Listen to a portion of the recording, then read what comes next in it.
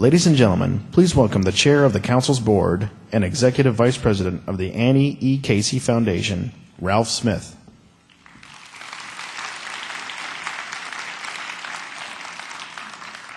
Good evening. Steve Gunderson, Kathy Merchant, and I had the duty, the obligation, and ultimately the honor to confer about tonight's awardees. I think I would be exaggerating if I said it took us more than 30 seconds to sort among the list and agree unanimously on tonight's awardee.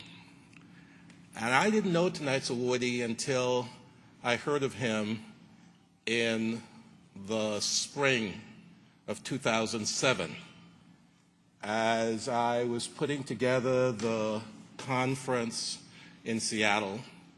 We came up with this idea that we would have these advanced practitioner institutes. And one of them would be on housing and homelessness. And believing in retail ask, I began to call around and ask people whether they would participate, I called. And from Seattle to Boston, from Los Angeles to Memphis, the folks to whom I spoke had one question.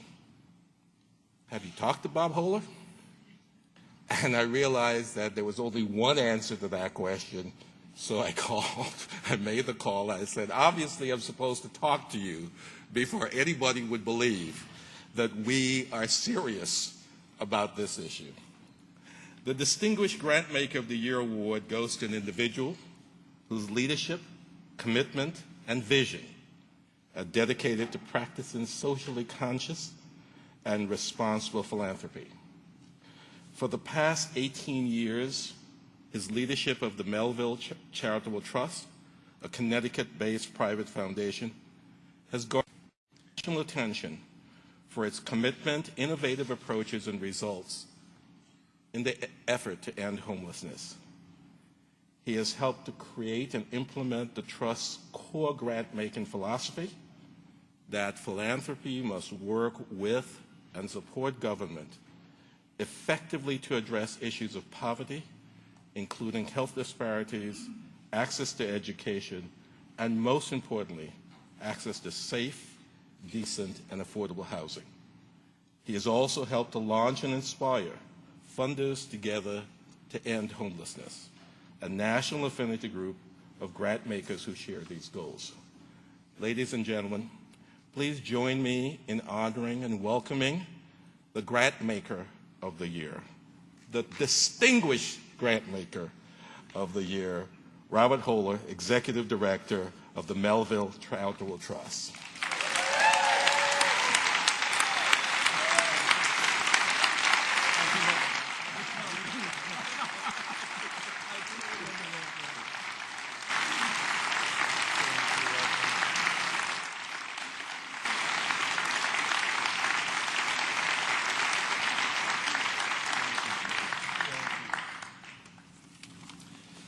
A grant maker is only good as the funder she or he represents, and I represent a remarkable funder.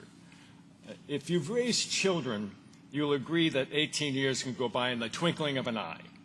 One day you're holding an infant, the next day you're sending her off to college, and good luck with that. The idea of a foundation devoted to ending homelessness was hatched by Frank Melville, his family, and Frank's business partner, John Gibb, only an adolescent's lifespan ago. And I do want to point out that Mrs. Melville and John Gibb are in the audience here tonight, and I really think they deserve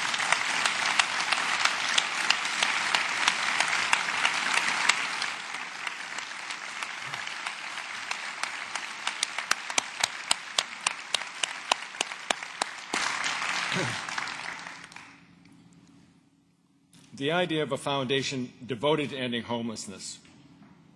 If you put it simply, it's an audacious idea. But a committed, smart, engaged group of volunteers and professionals came together, stayed together, co-conspired together and contributed to a growing movement to attack and correct a widespread condition that has ensnared the lives of millions of men, women, and children in America. And rather than limiting this focused, single-purpose foundation, this model of grant making has been broadening and freighted with a multitude of possibilities. By concentrating, we've seen how a small foundation can define a problem, support research, frame the argument for solutions, leverage investments that create convincing, cost-effective models, fund collaborations, bridge silos, and build synergies between and among agencies and the private sector. We've seen how a small grant maker, in effect, can make a difference.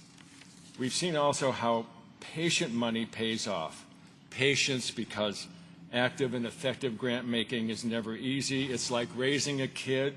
You have to repeat and extend yourself and take risks and match failures and stay up at night. But finally, if you stay the course, one day graduation comes and the diplomas get awarded. We look back on those 18 years and we see how our efforts have yielded the thinking about homelessness, how it's changed. Homelessness is no longer thought about as inevitable. Enlightened and practical policies at virtually every level of government now start with housing with services as the default option to homelessness. This current crisis provides us with a dramatic opportunity to refine and extend those measures to repair a badly failed housing policy.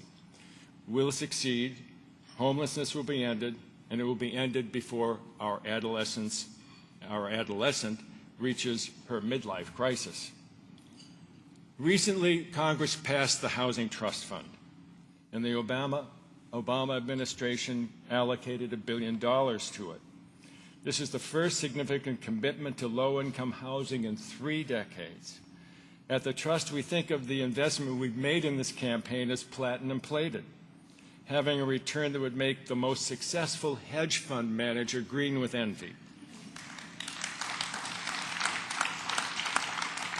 Think of the billions of dollars we will be leveraging here, but never mind the dollars. Think of the impact on the stability and the potential for growth and empowerment for thousands of American families and individuals. It gives fresh meaning to that overworked word, priceless. I think of the wonderful Kate Wolf song, "I'm standing on the mountainside where the rivers change direction across the great divide, and I feel the excitement, the potential, and the call to a new day." At the same time, I think of a similar moment an age ago, not far from here, where I answered Dr. King's call to join him in a march forward for justice, fairness, and equity. I think of my longtime friend and colleague, Henry Hampton, who joined up with me and who shaped his notions for Eyes on the Prize as we crossed the Edmund Pettus Bridge in Selma.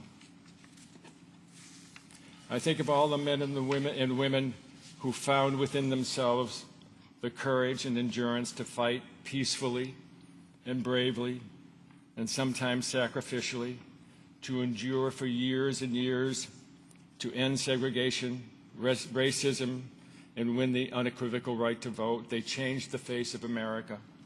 I truly believe we're being called again. We are seeing the tremendous pain and suffering caused by speculation in that most basic of housing rights, the right to a decent, secure home. We can reshape and reform housing opportunities in America because we are seeing vividly how this is attached to everything else. We will shape widespread changes in healthcare, the environment, public safety, education, job opportunity, you name it. It's attached to everything. So join with us. We invite you to our reception tonight at Funders Together to meet some of the remarkable grantee partners and funder colleagues we work with. They're our answer to credit default swaps. Come and meet them. This is a moment for transformative change. We know how to do this. What a privilege it is to work with the Trust and with all of you. I am deeply and humbly grateful for your attention and for this wonderful award. Thank you so much.